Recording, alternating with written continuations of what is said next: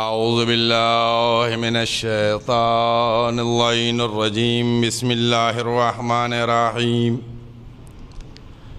الحمد للہ الذی لا یبلغ مدحتہ القائلون ولا یحصی نعماءہ العادون ولا يؤدي حقه المجتهدون الذي لا يدركه بعض الهمم ولا ينعله غوص الفتن الذي ليس لصفته حد محدود ولا نعت موجود ولا وقت معدود ولا عجل ممدود وترى الخلائق بقدرته ونشر الرياح برحمته ووتد بالصخور ميدان أرضه والصلاة والسلام على سيد الأنبياء والمرسلين قاتم النبيين سيدنا الممجد بشير المسدد نذير المؤيد المصطفى الأمجد المحمود الأحمد أبي القاسم محمد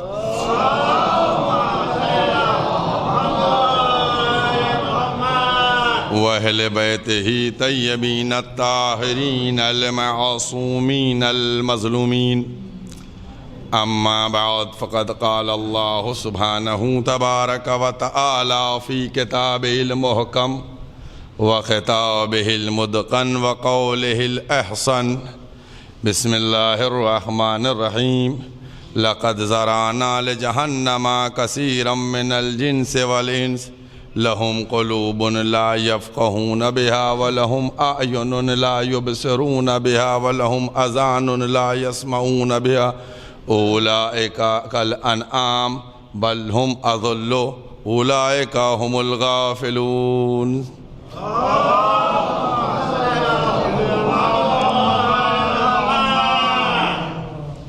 قرآن مجید کے یہ الفاظ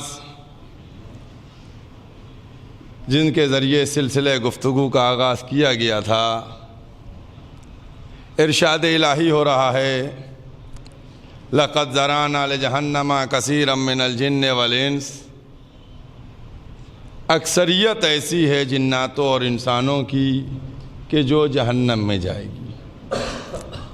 اس کی وجہ بتائی جا رہی ہے کہ جہنم میں کیوں جائیں گے۔ ایک مرحلہ ہے اور اس کے اوپر غور کرنے کی بات ہے، کیونکہ جب تک آپ ترجمے پہ غور نہیں فرمائیں گے، یہ نہیں لکھا ہے کہ یہ نماز نہیں پڑھیں گے اس لیے جہنم میں جائیں گے، یہ نہیں لکھا ہے کہ روزہ نہیں رکھیں گے اس لیے جہنم میں جائیں گے، یہ نہیں کہا جا رہا ہے کہ انہوں نے زکوٰۃ نہیں ادا کریں گے اس لیے جہنم میں جائیں گے، یہ نہیں کہا جا رہا ہے کہ یہ حد سے منہ موڑیں گے اس لیے جہنم میں، بلکہ کیوں جہنم میں جائیں گے؟ لَهُمْ قُلُوبٌ لَا يَفْقَهُونَ بِهَا، کہ ان کے پاس دل ہے غور و فکر نہیں کرتے، وَلَهُمْ أَعْيُنٌ لَا يَبْصِرُونَ بِهَا، ان کے پاس آنکھیں ہیں لیکن یہ دیکھتے نہیں ہیں، وَلَهُمْ أَذَانٌ لَا يَسْمَعُونَ بِهَا، ان کے پاس کان ہے مگر یہ سنتے نہیں ہیں۔ دیکھیے بہت توجہ کیجئے گا، یہ ابتدائی مرحلہ ہے۔ ترجمے میں کیا ہے کہ یہ سب جہنم میں جائیں گے، کیوں جائیں گے؟ کیونکہ کان ہے سنتے نہیں، آنکھ ہے دیکھتے نہیں، دل ہے غور و فکر نہیں کرتے۔ جہنم میں اولئک کالانعام، یہ سب جانور جیسے ہیں، بل لہم اضل، بلکہ یہ اس سے بھی بدتر ہیں، اولئک هم الغافلون، یہ سب غافل ہیں۔ اب دیکھیے اتنا ترجمہ اگر آپ نے غور سے سن لیا تو میں سمجھتا ہوں کہ اب آپ کو کہیں مرتبط کرنے کے لیے کوئی زحمت نہیں ہوگی۔ اب آپ خود سمجھ جائیے گا کہ کون ہے ایسے جو واقعاً جانوروں سے بھی بدتر ہے۔ یہ پروردگار عالم نے ایک مرحلہ بیان کیا، کیونکہ دیکھیے اگر نماز کی بات کی جائے کیونکہ نماز بہرحال بہت اہم ہے، نماز، روزہ، حج، خون، زکوٰۃ، جہاد، یہ سب اہم عبادتیں ہیں پروردگار کی، لیکن یہ سب ہیں عبادتیں مہم، لیکن یہ ہے فروع دین میں،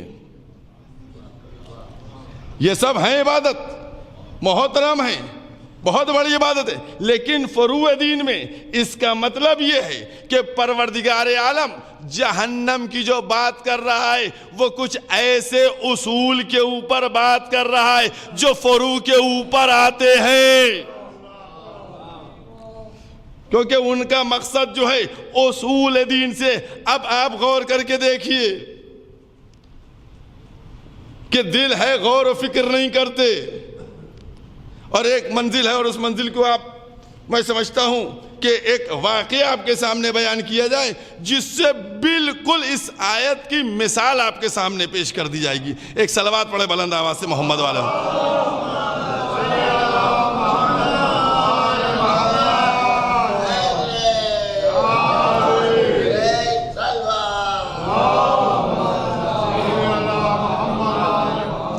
بہت توجہ کیجئے گا. دیکھیے اس واقعے کو واقعہ نہ سمجھیے گا, بلکہ جو میں نے قرآن کریم کی سورہ اعراف 7ویں سورہ کی 169 نمبر آیت کو میں نے بیان کیا ہے, اسی سے بالکل ملا لیجئے گا, تب آپ کو پتہ چل جائے گا کہ کون کون ہیں. بہت توجہ کیجئے.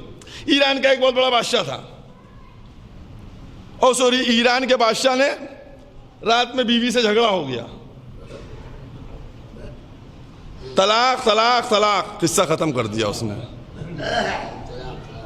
اس نے بیوی کو رات میں طلاق دے دیا.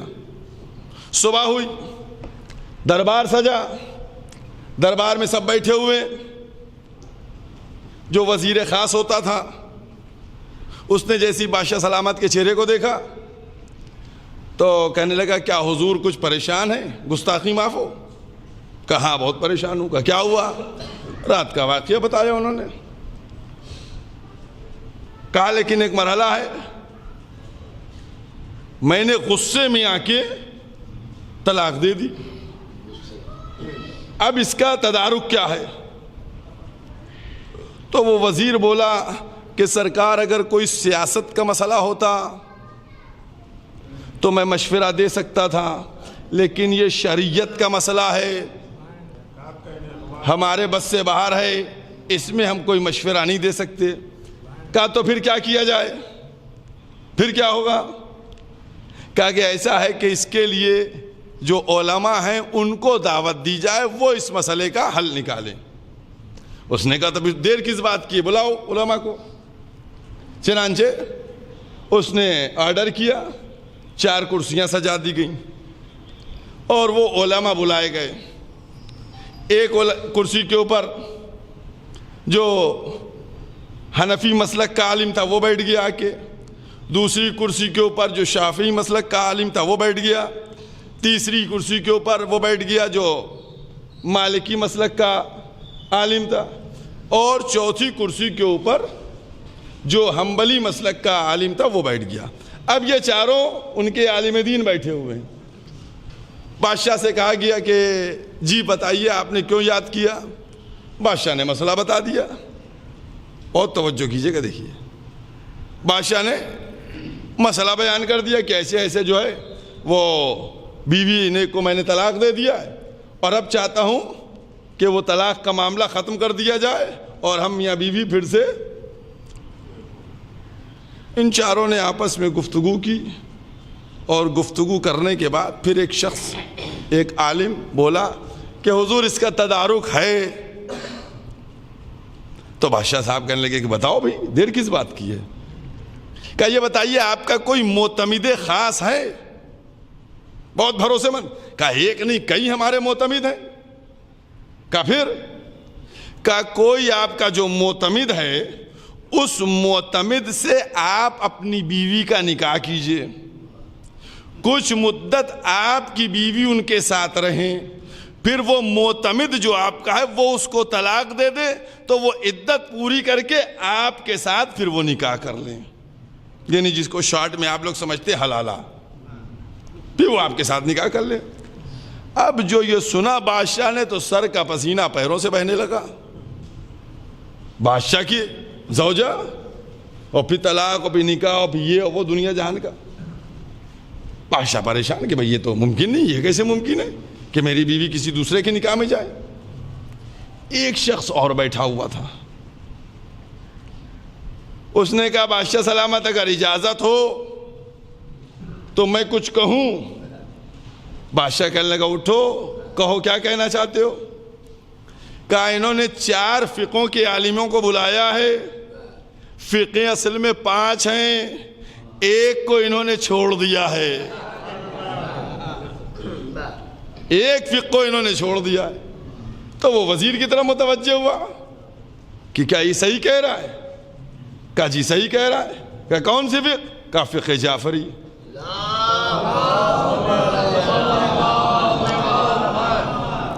بہت توجہ کیجئے گا، دیکھیے بالکل آیت سے مطابق یہ ہے. کہا فقہ جعفری. کہا اس کے مولانا کو بلایا جائے. کہا اس کے مولانا یہاں نہیں ملیں گے. کہا پھر کہاں ملیں گے؟ کہا اس کے مولانا جو ہیں وہ نجف میں ملیں گے، چونکہ ان کا مرکز نجف ہے، نجف میں ملیں گے. بھیجا اس نے آدمی، نجف گئے. وہاں جب پہنچے تو اس وقت جو زمانہ تھا نجف میں وہ شیخ نصیر الدین طوسی کا زمانہ تھا. ان سے کہا گیا کہ حضور ایسا ایسا مسئلہ ہے اور اس مسئلے کے لیے حل کے لیے ایک عالم چاہیے جو جا کر اس کا مسئلہ بیان کر دے. تو انہوں نے ایک دفعہ اپنے طلبہ کی طرف دیکھا، پھر ایک طالب علم کو اشارہ کر کے بلایا. وہ طالب علم پاس میں آیا جس کے نہ مونچھیں نکلی تھیں نہ داڑھی تھی، ایک دم نوجوان سا تھا. اس سے کہا جاؤ ان کے ساتھ چلے جاؤ، ان کے بادشاہ کا کوئی مسئلہ اس کو حل کراؤ. وہ تھے علامہ ہلی. اور کیا آپ نے وہ علامہ ہلی یہ آئے. بہت توجہ کیجئے، قسم خدا کی در آل محمد سے وابستگی کیا منزل کمال پہ پہنچاتی ہے. دعویٰ مولا کا تھا سلونی کا، اثر ان کے غلاموں میں بھی نظر آتا ہے. آپ دیکھیے گا جو حق کے اوپر ہے. اب دیکھیے آپ، اب یہ پہنچے. اب جب یہ پہنچے علامہ ہلی، نوجوان ایک لڑکا جس کو کہ یہ بچہ آپ لوگ اپنی زبان میں گئے. جیسے در پہ پہنچے دربار کے تو انہوں نے دیکھا کہ سب کی چپلیں اتری ہوئی ہیں. انہوں نے اپنی چپل اتاری اور اتارنے کے بعد بغل میں دبائی اور لے کے اندر چلے گئے. جس کرسی پہ ان کو بٹھالا گیا اس کے نیچے انہوں نے رکھ لی چپل. بادشاہ کو ناگوار گزر گیا کہ دربار میں چپل لے کے چلے آئے. بادشاہ نے پوچھا کہ یہ بتائیے آپ نے علم حاصل کیا، آپ کے استاد نے صرف علم کی ہی تعلیم آپ کو دی یا کوئی اور بھی آپ کو تعلیم دی جو کردار سے متعلق ہو؟ سمجھ گئے. کہنے لگا کیا تیری مراد ان چپلوں سے ہے؟ چپلوں سے ہے؟ کہاں سب باہر چپل اتار کے آئے، آپ چپل اندر لے کے کیوں آئے؟ اب جواب سنیے گا. کہے بادشاہ میں دیکھو مسافر انسان ہوں اور میں نہیں چاہتا تھا میری چپل باہر رہے اور باہر سے چوری ہو جائے، لہذا میں نے احتیاط یہ کی کہ اپنی چپل لے کے اندر آ گیا. کہا تم نے کیسے کہا میرے دربار کے باہر سے چپل چوری ہو جائے گی؟ اس نے کہا جب رسول کی بزم سے چپل چوری ہو گئی تو تیرا دربار کیا ہے؟ بہت توجہ کیجیے گا. جیسے یہ سنا اب وہ چاروں مولوی بھی آ چکے تھے، وہ ایک دوسرے کا منہ دیکھنے لگے. بادشاہ نے حکم دیا آپ لوگ بتائیے کیا رسول کے دربار میں رسول کی بزم سے چپل چوری ہوئی ہے؟ سب نے ایک دوسرے سے گفتگو کی کہ چپل چوری ہوئی ہے. نہیں ایسی روایت نہیں، کوئی ایسا واقعہ نہیں، کوئی ایسی حدیث نہیں، کچھ نہیں. چاروں نے مل کے آواز دے دی کہ نہیں یہ غلط ہے، بالکل رسول کی بزم سے چپل چوری نہیں ہوئی ہے. تو علامہ ہلی نے کہا کہ جس نے چرائی ہے اس کا نام بھی مجھ کو معلوم ہے.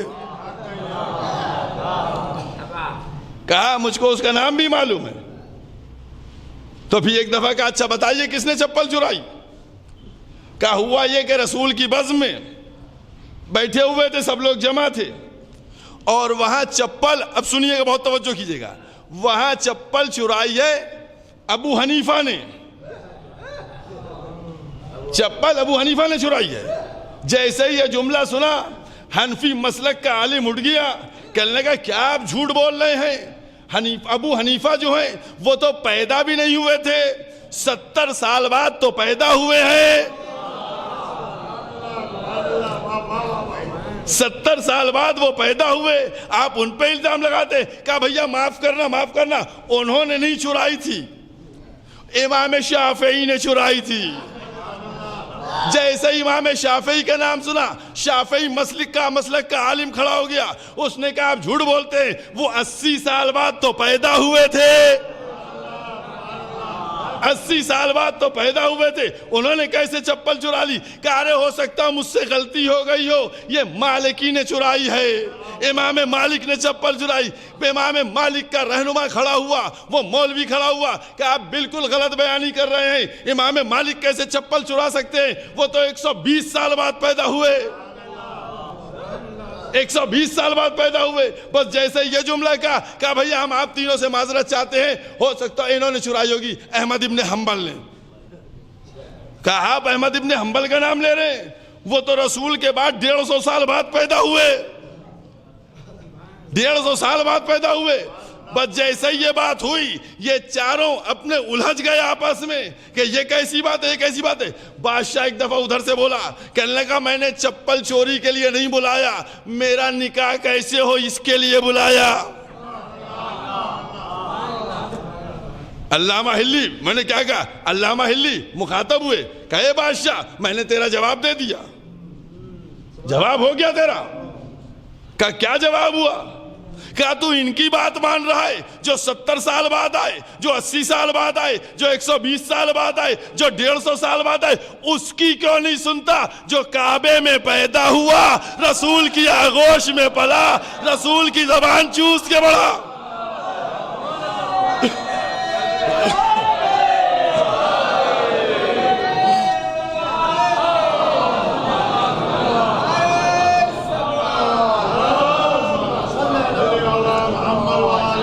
کہا اس کی باتیں سنو، تم ان لوگوں کے چکر میں پڑے ہوئے ہو جو خود بعد میں آئے، کوئی 70 سال بعد، کوئی 80 سال بعد، 82 سال بعد، کوئی 120 سال بعد، کوئی 150 سال بعد۔ اس کی بات سنو، یہ فقہ جعفری وہ ہے جو رسول کی آغوش میں پروان چڑھی ہے۔ ایک دفعہ بادشاہ مخاطب ہوا کہ یہ بتاؤ جو یہ کہہ رہے ہیں وہ سچ ہے؟ ان چاروں نے سر کو جھکا لیا، جو کہہ رہے ہیں وہ سچ ہے،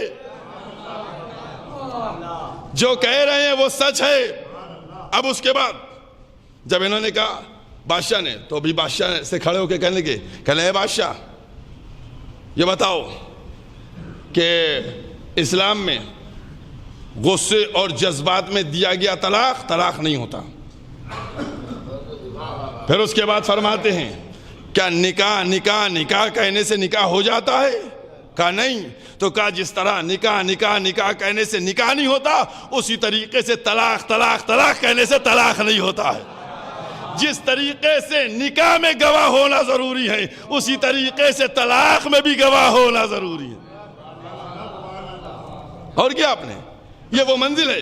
جب اس کے بعد بادشاہ کو پتہ چل گیا کہ میرا ابھی طلاق ہوا ہی نہیں ہے، خوش ہوا، کہنے کا دل تو چاہتا ہے کہ اپنا تاج اتار کے آپ کے قدموں میں رکھ دے، ابھی تک بچہ سمجھا جا رہا تھا۔ میں نے آپ سے کیا جملہ کہا؟ یہ وابستگی ہے باب سلو مدینۃ العلم سے۔ صلوات پڑھ دے محمد والے محمد پر۔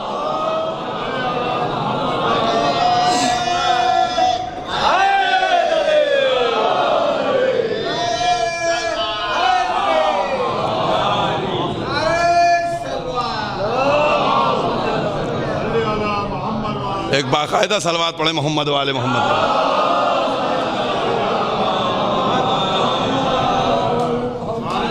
غور کیا آپ نے کہ کس طریقے سے کہ اب وہ لوگ کہ جو لوگ اسلام کے مخالف ہیں، بادشاہ نے جب یہ کہہ دیا تو اب اس کے بعد انعام و اکرام دینے کی بات کی گئی کہ اب ان کو انعام دیا جائے، اکرام دیا جائے۔ انہوں نے آواز دی کہ ہم جس کے ماننے والے ہیں اس نے تاج کو ٹھوکروں میں رکھا ہے، مجھ کو اس کی ضرورت نہیں انعام کی۔ چلنے لگے، جیسے ہی چلنے لگے ویسے ہی اس بادشاہ نے کہا، آواز دی، کہا جا کہاں رہے ہو، پہلے کلمہ تو مکمل کراتے جاؤ۔ صلوات پڑھ محمد والے محمد۔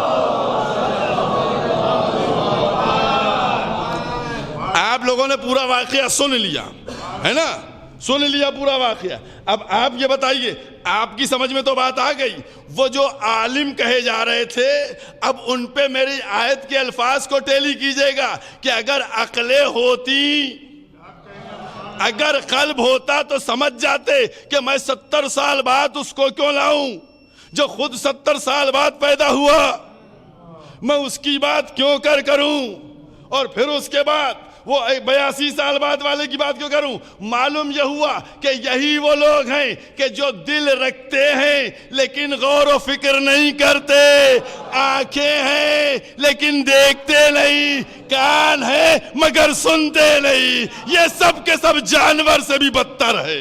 صلوات پڑھ دے محمد والے۔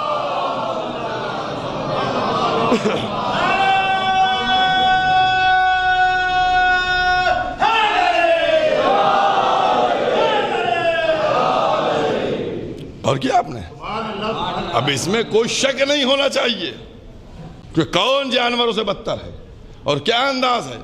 اور آپ دیکھ لیجئے گا قدرت نے کئی مقام کے اوپر اس بات کا تذکرہ کیا اور واضح کروا دیا۔ بزم رسالت میں سب بیٹھے ہوئے ہیں، سب رسول کی بزم میں بیٹھے ہوئے ہیں۔ ایک دفعہ، اب میں ایک نام صحیح رہے گا، چلیے، بیٹھے ہوئے ہیں مسلمانوں کے نانا کھڑے ہوئے، صلوات پڑھ دیجیے محمد والے۔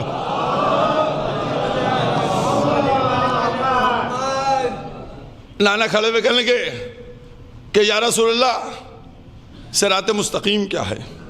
رسول نے کہا بیٹھ جاؤ، بیٹھ گئے۔ پھر رسول گفتگو میں لگے، پھر تھوڑی دیر بعد اٹھے کہ یا رسول اللہ صراط مستقیم کیا ہے؟ رسول اللہ نے فرمایا بیٹھ جاؤ، پھر بیٹھ گئے۔ پھر تھوڑی دیر بعد اٹھے، یا رسول اللہ صراط مستقیم کیا ہے؟ رسول اللہ نے کہا بیٹھ جاؤ، بیٹھ گئے۔ تھوڑی دیر بعد مولا کائنات داخل ہوئے۔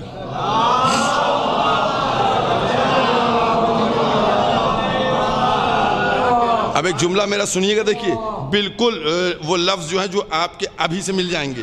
ابھی کوئی وہاں سے آئے تو اکثر ہوتا نہیں کہ جن کو نگاہیں سامنے ہوتی وہ دیکھنے لگتے ہیں، وہ بھول جاتے ہیں کہ بیٹھا کیا بکبکا رہا ہے، وہ اس کو دیکھنے لگتے ہیں، ہے نا۔ جیسے ہی مولا کائنات داخل ہوئے سب کی نگاہ اس کے اوپر گئی۔ رسول نے آواز دی اٹھو پوچھو، کیا پوچھ رہے تھے تم؟ کیا پوچھ رہے تھے؟ کہا یا رسول اللہ صراط مستقیم کیا ہے؟ کہا دیکھ بھی رہے ہو صراط مستقیم کو، پوچھ بھی رہے ہو؟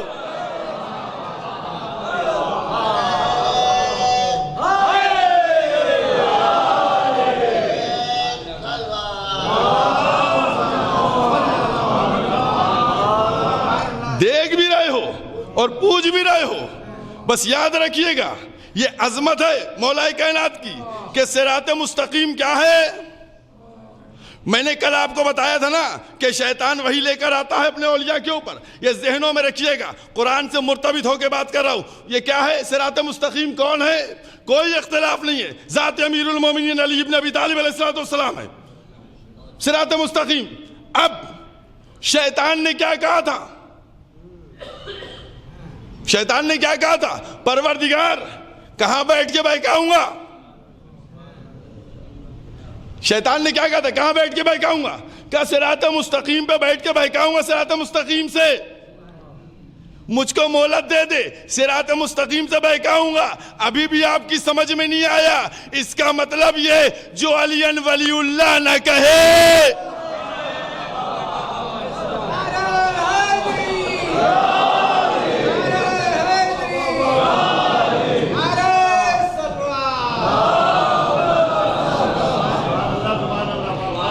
اب جو ولایت علی ابن ابی طالب کا اقرار نہ کرے، سمجھ جائیے گا یہ وہی بہکا رہا ہے صراط مستقیم سے، کیونکہ صراط مستقیم علی ابن ابی طالب۔ اور اب جب یہاں تک آپ کے ذہنوں کو لے آیا ہوں تو دیکھیے ایک مرحلہ ہے اور اس مرحلے کے اوپر آپ کو ذرا سا فکر کرنا ہے، ٹھیک ہے؟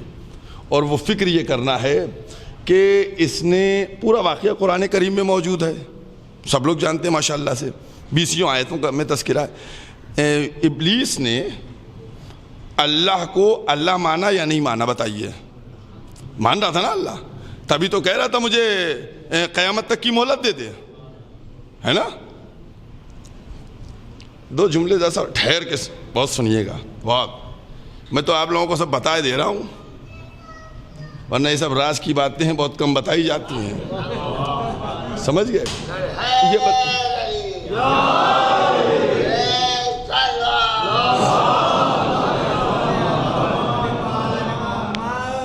اب بہت توجہ کیجئے، اصول دین کتنے ہیں آپ کے؟ ہیں 5، سب ماشاءاللہ سے کہہ رہے ہیں 5 ہے نا؟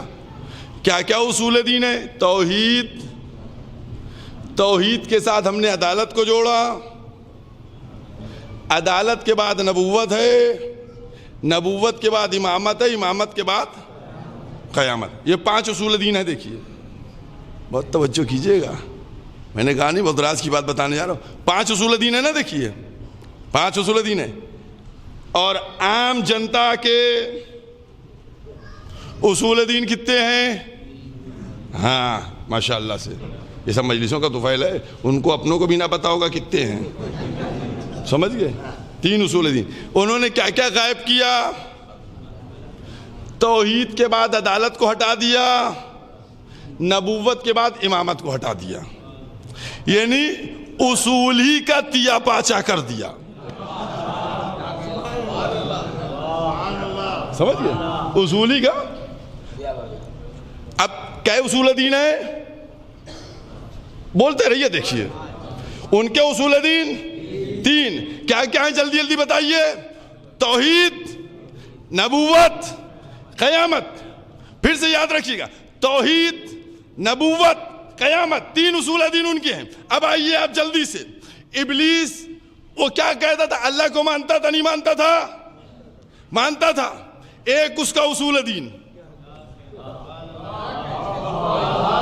ایک اس کا اصول دین۔ اس کے بعد دوسرا اس نے کیا کہا؟ تیرے نیک بندوں کو نہیں بہکاؤں گا، یعنی نبیوں کو نہیں بہکاؤں گا، یعنی نبوت کو مانتا تھا۔ یہ دوسرا اصول دین۔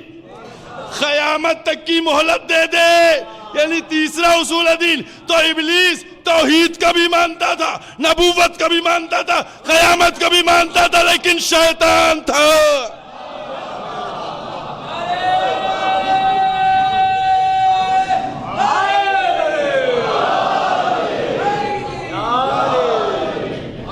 بلند آواز سے نعرہ لگائیں یا صلوات پڑھیں۔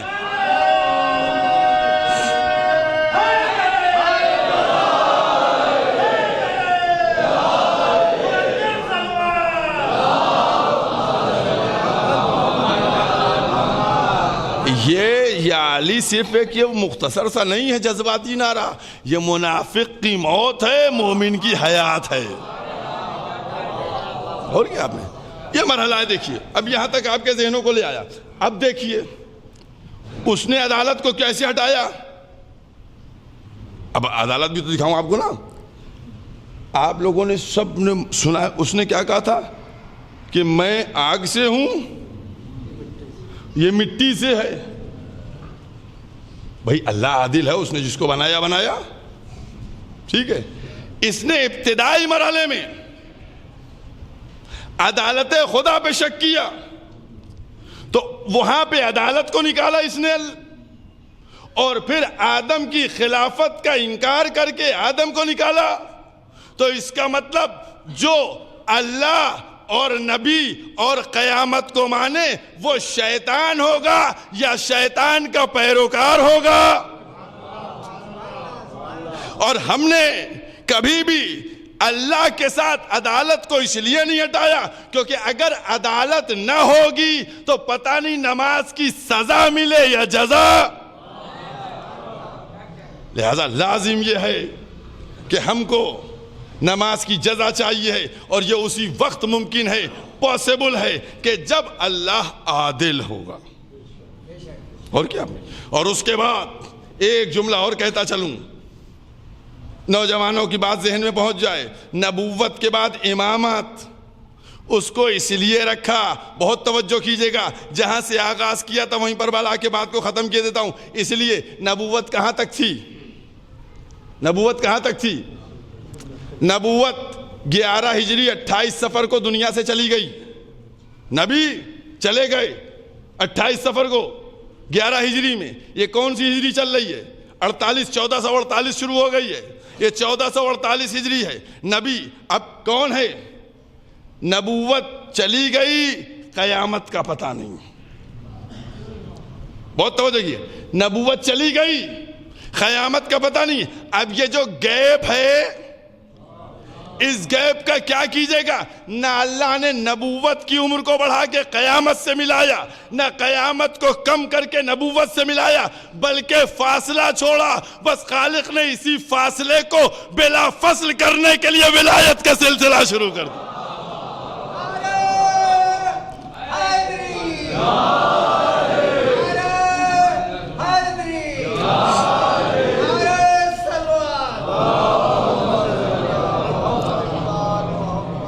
اسی لیے ولایت کا سلسلہ شروع کیا تھا۔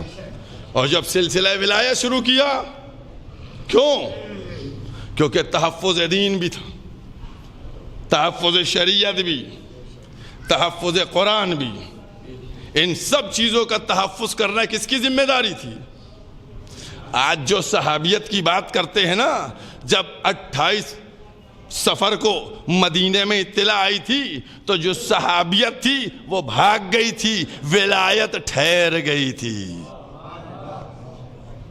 اور کیا آپ نے؟ کوئی اور بھی کئی لوگوں سے مانگی گئی تھی نا، بیعت کئی لوگوں سے مانگی گئی تھی، کہاں گئے؟ پتہ چلا کسی کا؟ غائب۔ ولایت نے کہا میدان میں لے کر جائیں گے، مقابلہ کریں گے اور پہچنوا دیں گے کہ شریعت کیا ہے، حق کیا ہے، دین کیا ہے۔ بس عزاداروں، منزل تک آ گیا، کیونکہ یہ ایام فضائل سے زیادہ مصائب کی ہیں۔ ان ایام میں سننے کی ضرورت نہیں ہوتی ہے، باحساس کر لیجئے۔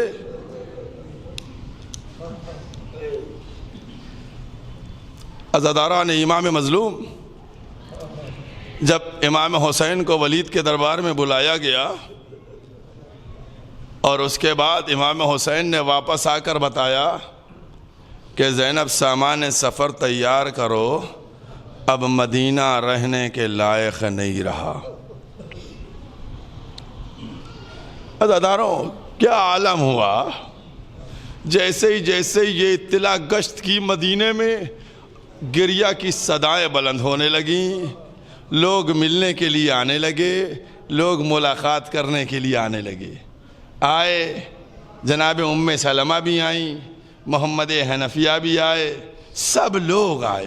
عزاداران امام مظلوم، کہا آقا آپ جا رہے ہیں، جائیے، یہ عورتوں بچوں کو کیوں لے کے جا رہے ہیں؟ عزاداران امام مظلوم، کہا کہ ان کو ہم نہیں لیے جا رہے ہیں، یہ اللہ کی مرضی ہے کہ یہ جائیں تو جا رہے ہیں۔ یہ جملہ ملتا ہے مقاتل میں۔ ایک شخص تھا، اس نے ایک عالم سے آ کر سوال کیا کہ انبیاء بھی تو قتل کیے گئے، انبیاء بھی تو شہید کیے گئے، انبیاء کو بھی تو کس طریقے سے جلا کے مارا گیا، پتھر باندھ کے کنویں میں پھینک دیا گیا، اور پتہ نہیں کیسے کیسے۔ کہا انبیاء کا، نبیوں کا ماتم نہیں کرتے؟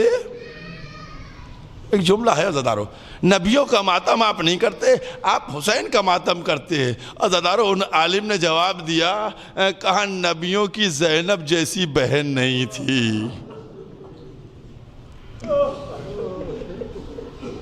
زینب جیسی بہن جو گئی تھی صرف اس لیے کہ عزاداری کو اس طریقے سے مظلوم کربلا کی برپا کی جائے تاکہ پتہ چل جائے میرا بھیا حسین جیت گیا، یزید ہار گیا۔ جزاکم اللہ۔ عزاداران امام مظلوم، امام زین العابدین، اتنا احساس کیا کرو، یہ اپنے ذہنوں میں محفوظ کر لو، ہر اس انسان کے لیے دعا کرتے جس کی آنکھ سے آنسو نکلے، جس کا چہرہ غمگین ہو جائے، جس کا چہرہ جھک جائے مصائب میں، اگر کچھ نہیں کر سکتا تو مولا فرماتے اگر آہ بھی کرتا ہے تو میری دعائیں اس کے ساتھ۔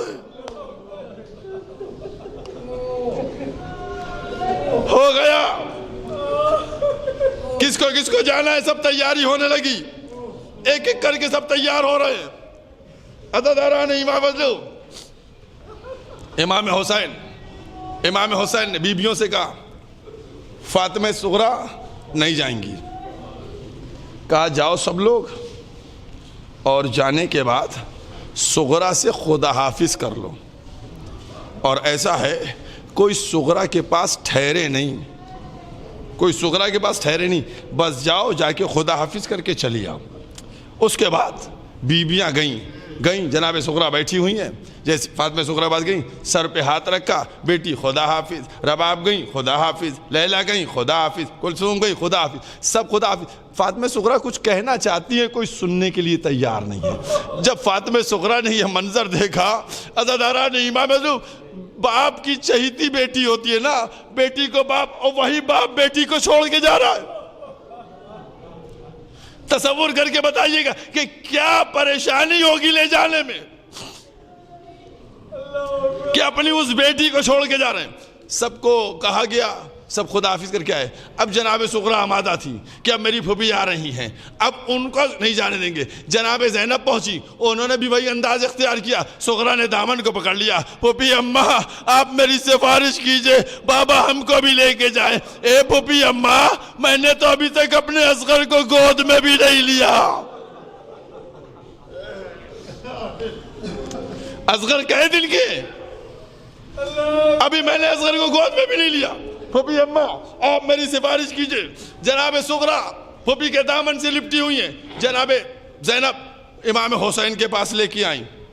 آنے کے بعد کہتی ہیں بھیا امام حسین سمجھ گئے کیا کہنا چاہتی ہیں. کہا زینب سفارش نہ کرو، قبول نہیں ہوگی. کہا بھیا لے جائیے. کہا زینب تم کو ایک بات بتاؤں. کہا بتائیے بھیا. کہا میری بقیہ اولادیں یا نانا کی شبیہ ہے یا بابا کی شبیہ ہے، لیکن صغریٰ میری اماں فاطمہ کی شبیہ ہے. اے زینب ہم نہیں چاہتے کہ کوفہ و شام کے بازاروں میں میری ماں کی شبیہ بے مقنع و چادر پھرائی جائے. جزاکم اللہ. جناب صغریٰ اس کے بعد ان کو واپس کیا گیا. کہا اچھا میرے بھیا کو مجھ کو دے دیجئے. بھائی کو لیا. کہا اماں میرے بھیا کو میرے پاس چھوڑتی جائیے. اس کے بعد جناب صغریٰ سے لپٹ گئے. شہزادی علی اصغر ایک جملہ ہے، لپٹ گئے. اب کسی کی گود میں نہیں آتے. جناب لیلا آئیں، ان کو بھی انکار. جناب رباب آئیں، ان کو بھی انکار. جناب ام کلثوم آئی، ان کو بھی انکار. سب کو انکار کر دیا. امام حسین آواز دے رہے ہیں کہ جلدی چلو، چونکہ ہم کو شب ہونے سے پہلے یہاں سے نکل جانا ہے مدینے سے. کوئی نہیں. ایک دفعہ آواز دی گئی آقا اصغر نہیں آ رہے ہیں. صغریٰ کی گود میں ہیں، اصغر آنے کے لیے آمادہ نہیں ہیں. بس عزاداروں جیسے ہی امام حسین نے سنا بڑھ کر آگے آئے. اصغر کے کان میں کیا کہا یہ مجھ کو نہیں معلوم، کیونکہ میں نے علماء سے بھی یہی سنا، کچھ کان میں کہا. کیا کہا؟ اب اس کے بعد اصغر صغریٰ کی گود میں نہیں رکے. ارے میرے غریب امام نے یہی کہا ہوگا، اے اصغر جب حلم ناصر کی صدا بلند کرے گی، ارے کون لبیک کہے گا. جزاکم اللہ. امام حسین نے اصغر کو گود میں لیا. اس کے بعد اماریاں تیار ہو گئیں، محملیں تیار ہو گئیں. بڑے پر وقار انداز میں محملیں تیار، اماریاں تیار. کیا انداز ہے کہ کسی کی نظریں نہیں اٹھ رہی ہیں. محلہ بنی ہاشم میں قناتیں لگی ہوئی ہیں، پردے لگے ہوئے ہیں. اور اس کے بعد بیبیوں کا آنے کا سلسلہ. عزاداران امام مظلوم احساس کر کے، میں نے اسی لیے پہلے کہہ دیا، احساس کر کے اب بیبیوں کا سلسلہ. اب مائیں نکل رہی ہیں تو بیٹے ان کو لے کر بٹھا رہے ہیں. بیٹیاں نکل رہی ہیں تو باپ سوار کرا رہے ہیں. ارے بہن نکل رہی ہے تو بھائی سوار کرا رہا. یہ سوار کرانے کا انداز، یہ انداز، ایک ایک بی بی کو احترام سے سوار کرایا جا رہا ہے. عجب عالم ہے. پورے مدینے کی فضا میں الوداع الفراق یا حسین صدائیں بلند ہیں، یہ قافلہ کیوں کر چلا، یہ قافلہ کیسے رخصت ہوا، مجھ کو نہیں معلوم یہ کس انداز سے قافلہ چلا ہوگا۔ عزادارہ نہیں معلوم، ایک دو جملے تم سے بیان کرنے کا دل چاہ رہا ہے، وہ دو جملے نفسیاتی جملے ہیں، ان دو جملوں کا احساس کرو اور اس کے بعد رو لینا کس انداز سے۔ امام حسین یہی سنتے ہیں آپ لوگ علماء سے کہ جاتے تھے، کبھی نانا کے روضے پہ گئے، کبھی اماں کی قبر کے اوپر گئے اور کہا اماں کل سے نہیں آئیں گے، چراغ نہیں جل، یہی تو کہتے تھے۔ اس کے علاوہ کچھ سنا علماء سے، خطبہ سے، ذاکرین سے؟ کچھ نہیں سنا۔ کیا عالم تھا، کیا کیفیت تھی وہاں کی، کون بتا سکتا ہے؟ اب ایک منزل ہے جس منزل کو آپ کے سامنے میں بیان کرنے جا رہا ہوں، اور اس منزل کا احساس کیجئے گا۔ عزاداروں، جو لوگ کربلا اور نجف زیارت کرنے گئے ہیں وہ سب میری بات کی ایک ایک لفظ کی تائید کریں گے۔ میں بھی گیا۔ عزاداروں، جب جاتا ہوں زیارت کرنے کے لیے اور زیارت کر کے واپس ہوتا ہوں، واپس ہونے کے لیے کہ اب رخصت ہو رہے مولا خدا حافظ، عزاداروں ہر زائر جب رخصت ہوتا ہے نا تو زری کی طرف دیکھ کر دعا کرتا جاتا ہے مولا پھر آنا ہو۔ ہر ایک کی یہی دعا رہتی ہے، مولا پھر بلائیے گا، مولا پھر آنا ہو، مولا پھر بلائیے گا، مولا پھر آنا ہو۔ یہی مڑ مڑ کے دیکھتا ہے زری کو، روزے کو۔ سچ بتاؤ، جو کربلا گئے ہو، نجف گئے ہو، مشہد گئے ہو، سیریا گئے ہو، کرتے ہو نہیں کرتے ہو مولا جا رہے خدا حافظ پھر بلائیے گا، مولا جا رہے خدا حافظ پھر بلائیے گا۔ اے عزادارو، اب تم بتاؤ، جب حسین مدینے سے چل رہے ہوں گے تو اماں کی قبر کو دیکھتے ہوں گے، اماں جا رہے خدا حافظ، حسین تو نہ کہتے ہوں گے ارے پھر آئیں گے۔ جزاکم اللہ۔ بس یہی وہ انداز تھا کہ اب ماں قبر میں نہیں رکی، اب ماں نے بھی قبر کو چھوڑ دیا، مدینے سے مکے اور مکے سے کربلا۔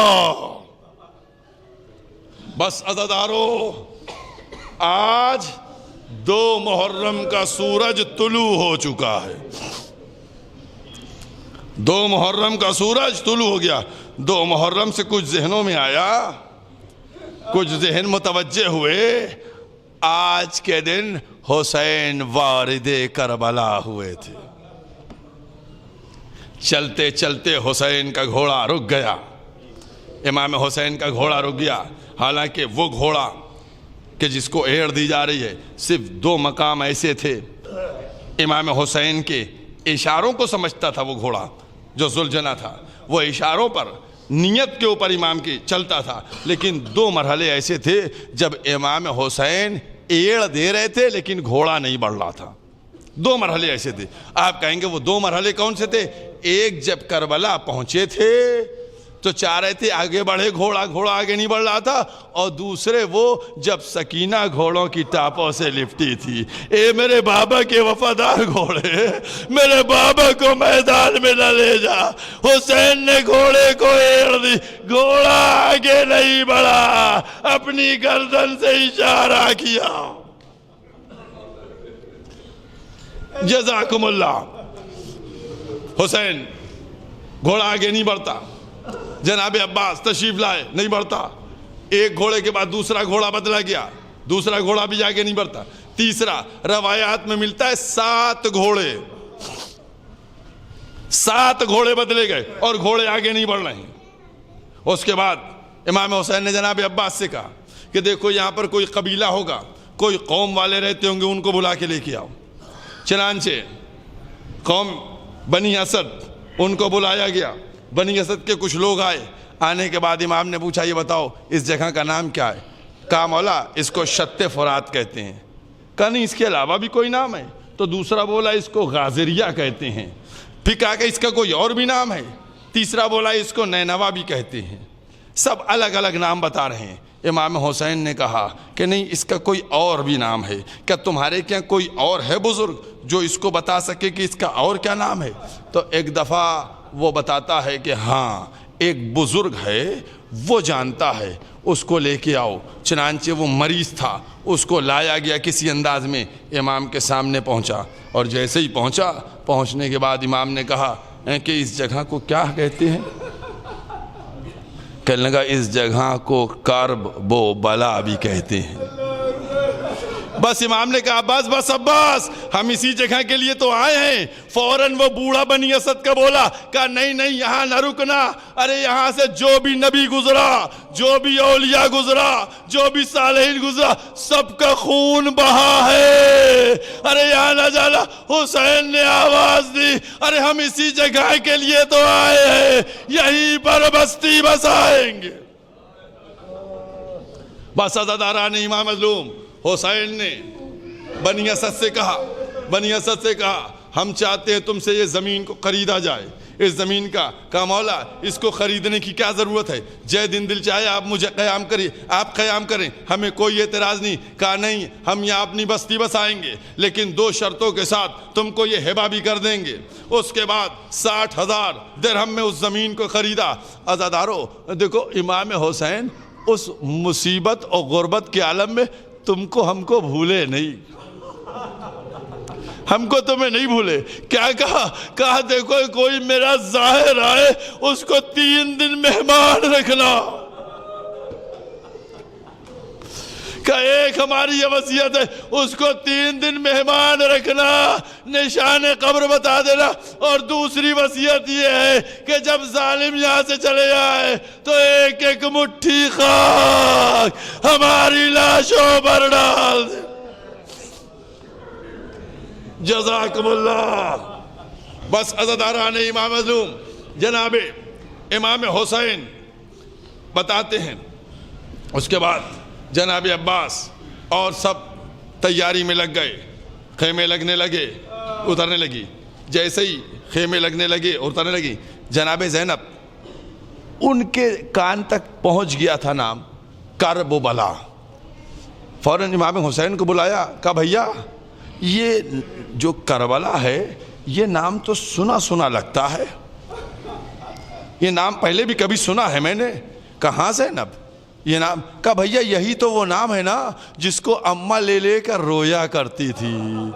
کہا زینب یہی وہ کربلا کی زمین ہے جہاں مجھ میں تم میں جدائی ہوگی، عباس کے بازو کٹیں گے اور اکبر کے سینے پر برچھی لگے گی۔ اے زینب یہیں چادریں بھی چلیں گی، یہیں خیمے بھی جلیں گے۔ بس مجلس ختم ہو گئی، ماں کو پرسہ دے دیجئے گا۔ آج 2 محرم کربلا پہنچ گئے، خیمے لگ گئے۔ جیسے ہی جناب زینب خیمے میں گئیں، حسین کو بلایا، کہا بھیا کو بلا کے لاؤ۔ فضہ گئیں، آواز دی، بس ایک روایت مختصر سی ہے پڑھ کے بات ختم کی۔ بلا کے لائیں، امام حسین تشریف لائے۔ لانے کے بعد امام حسین نے کہا، امام حسین نے، زینب تم نے مجھے بلایا ہے؟ کہا ہاں بھیا میں نے آپ کو بلایا ہے۔ کہا کیا ہوا؟ کہا بھیا جب سے ہم یہاں پر آئے ہیں نا تب سے بچوں نے دودھ سے منہ موڑ لیا ہے، دل بیٹھا جا رہا ہے، پشت خیمہ سے کسی بی بی کے رونے کی آواز آتی ہے۔ مجلس ختم ہو گئی، عزاداران امام مظلوم، کہ پشت خیمہ سے کسی بی بی کے رونے کی آواز آ رہی ہے۔ حسین نے آواز دیا کہ اے بہن زینب اب اگر رونے کی آواز آئے تو مجھ کو بلا لینا۔ اے عزادارو رونے کی آواز آئی، زینب نے بلایا، حسین نے آواز کو سنا، آنکھوں سے آنسو جاری۔ اے بھیا یہ کیوں آنسو؟ کہ تم نے آواز کو نہ پہچانا، یہ ماں فاطمہ زہرا مدینے سے مکے سے کربلا ہماری غربت میں رو رہی ہے۔ ہائے میرا حسین۔